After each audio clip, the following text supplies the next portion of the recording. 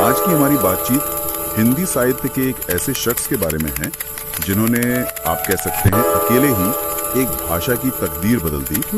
हम बात कर रहे हैं अयोध्या सिंह उपाध्याय हरिऔध की। हमारे सामने उनके जीवन और काम पर कुछ जानकारी है और आज हम इसी जानकारी के जरिए उस तूफान को समझने की कोशिश करेंगे जो वो हिंदी कविता की दुनिया में लेकर आए थे। बिल्कुल।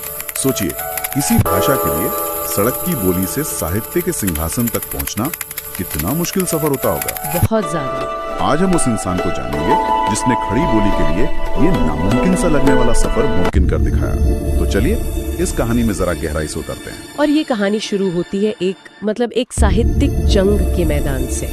उस दौर में, यानी 19वीं सदी के आखिर में, कविता का मतलब था ब्रजभाषा। हाँ, कृष्ण राधा वाली भाषा। वही, उसमें एक मिठास थी, एक लचक थी जिसे सदियों से सींचा गया था।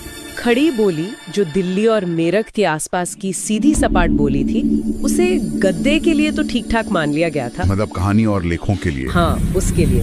लेकिन कविता के लिए उसे बेहद रूखा, कर्कश और भावशून्य समझा जाता था। मतलब उस जमाने में खड़ी बोली में कविता लिखने की सोचना भी एक तरह से बगावत थी। बिल्कुल।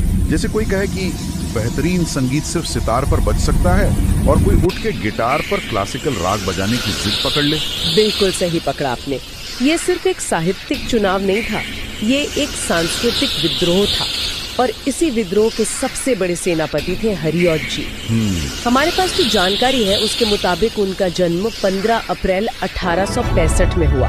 ये वो दौर था जब भारत बदल रहा था और साहित्य भी उस बदलाव की दहलीज पर खड़ा था। हमारे सोर्सेज में उन्हें सिर्फ कवि नहीं कहा गया है जी, बल्कि संपादक, निबंधकार और भाषा सुधारक भी बताया गया है। ये थोड़ा अजीब लगता है। मतलब